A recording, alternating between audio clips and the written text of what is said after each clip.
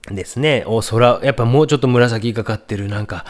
微妙な色ですよね。こういう、今やったらなんか昼の空っぽいけど、もうちょっと夕日にかかっていくような紫っぽいような色みたいなのが出せんかなということで、こんな感じの色をベタっと塗りました。だから結局、こう、空だけで今3層目って感じなのかもしれませんよね。4層目かもしれませんね。グレーズも合わすと4層目かもしれません。初めに1層、2層塗ってっていう感じですね。ね、これだけこうやってるんですよ。ね、複雑でしょう。どうですか。で、絵の具をベタベタベタと塗っていきながら描いていってます。ベターと。そうするとちょっと空と海の色の違いみたいなのが出たんじゃないかなと。そしてこういうところなんかこう筆の筆致とかを大胆に生かしつつもですね。で、この辺とかのこう向こうの島消えてもうたわと思ってもこうティッシュで拭き取ったら出てきますよとかね。ほら出てきたでしょ。ね、もう油絵の具のいいとこはこういうことできるんですよね。あかんと思ったら拭き取ればええっていうこと。これ皆さんしてみてください。僕はある程度こう経験値があるので、ね、ある程度自分が狙った色とか、こうかなっていうイメージ通りに近い感じでいくんですけど、皆さんなかなか経験値がまだ浅い方っていうのはなかなか確率っていうのは低いので、その時に妥協しないことですよ。妥協せずに、いや、もうちょっとこうかな、もうあかんかったら拭き取ろうとか、そこでこんなんでええかなと思ったら、やっぱりこんなんでええかなぐらいの作品になります。そしてデテールを描いていこうかなということで、アップでお見せしていってます。このドゥオーモにベンとこの生の白に近いの一番の白がバンと光ってる感じのを描いていったりとかしていってます。ちゃんちゃんちゃんちゃん、本当に毛先のちょっとつけた絵の具を遊ばせながら、活かしながらみたいな感じですね。てんてんてんてん、てんてんてんてん、てんてんてんてんとね、書いていきます。てんてんてんてん。さあちょっと早送りにしますけど、もうちょっと黄色みがかった壁の色がええかなということで塗ってみたり、岩肌みたいなとこも少し描いてみたりとかね、ちょっとこういう風にやっぱり早送りと混ぜ合わせながらね、お見せしていった方が皆さんにはいいかもしれませんので、今までは結構早送りなしていくぞみたいなこう頑固なところありましたけどもね、皆さんの貴重な時間を奪い取っているわけですから、ちょっとこう出来上がっていく様を早送りでお見せする部分は早送りでお見せしていこうかなというふうに思います。もちろんディティールの描き方みたいなのも一応なるべくこう皆さんにしっかりとお見せできたらなというふうに思います。こういう壁とかもね、味があっていいですよね。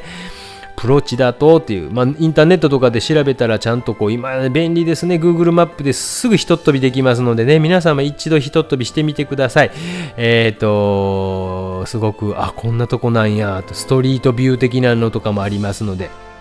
もしかして先生泊まったのここのホテルかなとかっていうのはあったりしますよ。ね、ここでその人は鍵部屋の中忘れたでフロントの人にちゃんと鍵を渡してもらえたところかなとかっていうのも分かりますのでね。っていう感じでちょ壁とかもマチエルとかを描きながら複雑にしながら、そしてこう水のところを描いていきます。これぐらい慎重に書いてってます。おじさん上から出てますけども、画面立てて書いてます。この時にはここの岩肌が映ってるからこの辺は明るいんやなとかっていうことの認識をしながら書いていかないといけませんよ。適当になんか先生シャシャシャシャシャと書くんじゃなくて、なぜこれはこの現象が起きているのかなということを考えていかないといけないわけでございます。じゃんと絵の具を置きながら細かい。で、少し絵の具、厚めにっていうほどでもないけども、ちょっとマチエルちょっとつけてます。これも絵の具を後でグレーズとかした時にちょっと効果が出るようにということで、若干絵の具を盛り上げたりとかして描いていったりします。っていう感じで、こんな感じで、だいぶ見上げがね、いい感じになってきたんじゃないですか。神のおじさんです。